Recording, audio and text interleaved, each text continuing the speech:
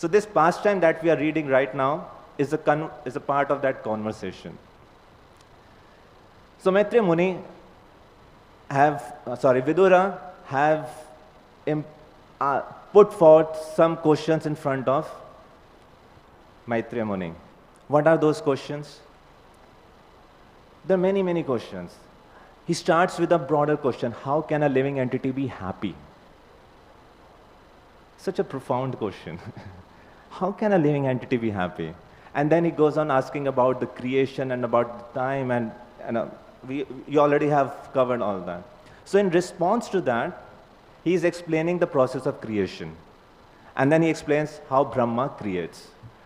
Now when Brahma creates, he produces his son, offsprings.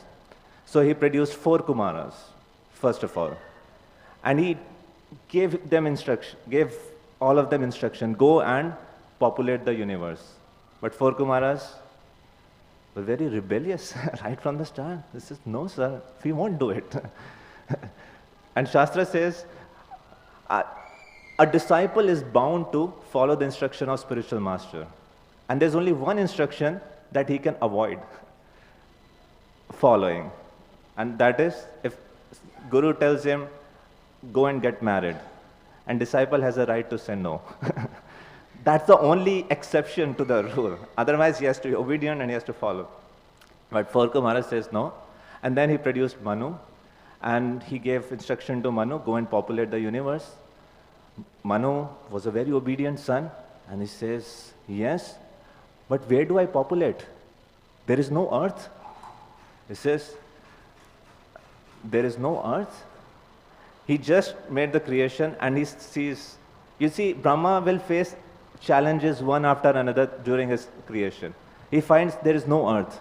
Now he's wondering what to do. And then, amazingly, through his nostrils, Varahdev appeared. Right? And Varahdev, revives the earth from the lower planetary system. And then there is simultaneously another story of 4 Kumaras, how they were stopped at the gate, and then Jay and Vijay were cursed to come to this material world, and this is their first birth. They are born in Hiranyaksha and Hiranyaksha. So it's a convergence of this story right now. Right? Vidura asked the question, why there was a fight?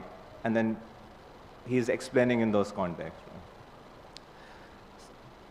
So because there is no earth, and Manu is supposed to populate, Varahadev appears to maintain the earth, and when he appears, there is a fight that is taking place between Hiranyaksha and Varahadev right now. You see, the deity of Varahadev, you will find many temples of Varahadev in India. If you go to Mathura, there are a couple of temples of Varahadev. In fact, one of the temples is believed to be established by Shatrughna, who was the brother of Lord Ram.